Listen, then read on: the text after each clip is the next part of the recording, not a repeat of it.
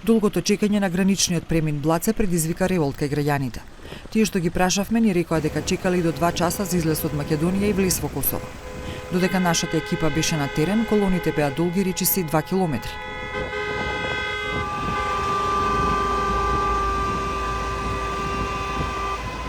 На вториот ден од Рамазан Бајрам, кога голем број граѓани од двете страни на границата имаат семејства и доаѓаат и си одат на одмор, трпението е при крај за дел од патниците. Në ditën më të ngarkuar pothuajse të vitit janë vetëm 3 korsitë të cilat punojnë këtu në kufirin e Blacës, ndërkaq nervozizmi është shumë i madh i qytetarëve të cilët thonë se kanë pritur më tepër se 2 orë. Kolonave nuk ju shihet fundi andej në cep, ndërsa disa prej qytetarëve kanë gjetur një alternativë duke ardhur nga fshati i Blacës dhe duke hyrë në mënyrë anësore, sikurse po shihen në video.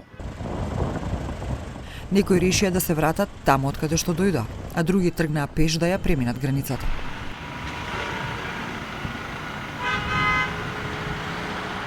Pritja janë shumë të mërzitshme edhe shumë ne çmojmë pa lidhje, pa nevojë, më bën të kjo pritje.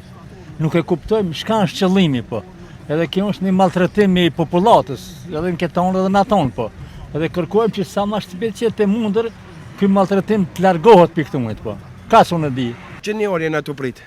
Ku janë qeveria e re tash? Çka na premtuan? Do ta bëjmë on stop ku janë?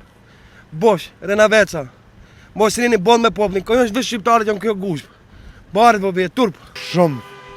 Për gati një orë kanë prit këtu. Edhe s'ka kur janë shpitinë.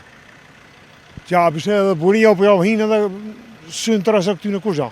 Kemi një gjysore që presim, nuk është në rregull, po shpresojmë prej nesër ajo one checkpoint nëse fillon ndoshta do të reduktohet pak pritja se shumica e banorëve të Shkupit ne kemi lidhje familjare. Unë personalisht jam nga Kaçani, ku kam tërë familjen e kam Kaçanik edhe çdo herë duhet presim ka gjysore ose më orë tëra për shku te familjarët. Пред 5 недели министрите за внатрешни работи Панче Тушковски и Джилјал Свечља одржаа билатерална средба на граничниот премин Блаце.